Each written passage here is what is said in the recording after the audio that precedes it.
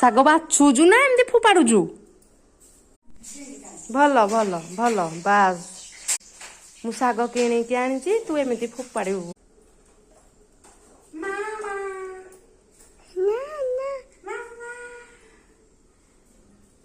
ଏମିତି ଶାଗ ବାଛାଯାଏ ବାସ୍।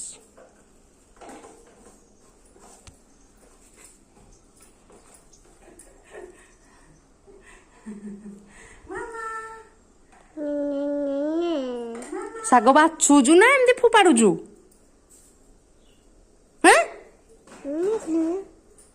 କଣ କହୁଛୁ?